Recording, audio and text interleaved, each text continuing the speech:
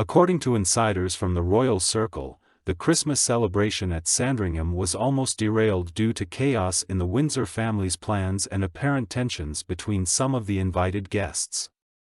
Prince William and Kate chose to spend most of the holidays with the Middletons, citing the lack of space at Sandringham, a claim that turned out to be far from exaggerated.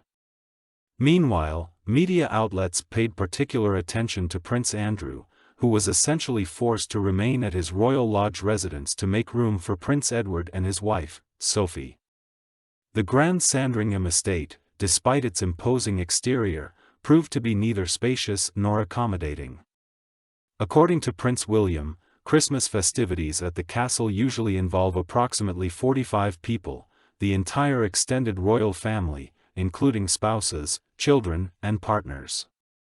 However, the palace can only comfortably accommodate around 16 to 18 people, leaving others to squeeze into so-called servants' quarters, modest bedrooms intended for the staff.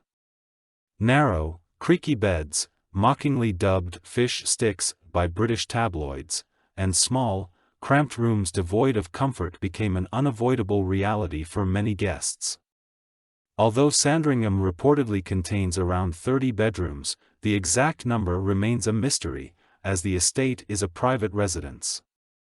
I was told that, in previous years, staff members had to vacate their quarters for guests.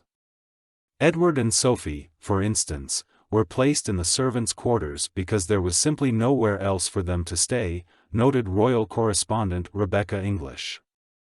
This year, the scenario was set to repeat itself. King Charles suggested that the Edinburgh couple stay at Wood Farm Cottage, located near the main estate.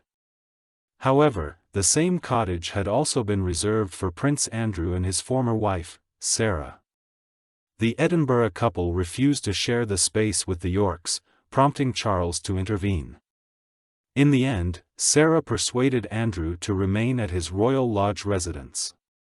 Thus, Edward and Sophie were spared the discomfort of spending the holidays in cramped servants' rooms with rickety beds and instead stayed at Wood Farm.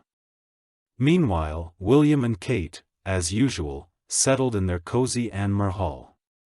Who occupied Sandringham's prime bedrooms alongside Charles and Camilla remains unknown. It is worth mentioning that Charles's relationship with the Edinburghs has always been somewhat strained. Despite being one of the most humble and hard-working royal couples, Edward and Sophie often operate in the shadows, receiving minimal media attention. However, this time, Charles seemed to make an effort to repair his image by showing some consideration for his younger brother and sister-in-law.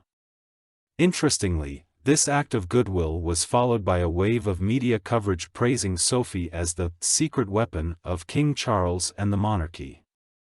Against the backdrop of Camilla's controversial reputation among the British public, Duchess Sophie emerged as a paragon of virtue. Comparisons with Princess Diana quickly surfaced, emphasizing Sophie's dedication to advocating for women's rights and working in remote, challenging regions of the world. Royal author Katie Nicholl remarked that the resemblance between Sophie and Diana extends beyond their appearance. The charismatic blonde is actively involved in social initiatives, echoing the work Diana was known for. Her efforts to combat violence and support abused women have earned widespread admiration.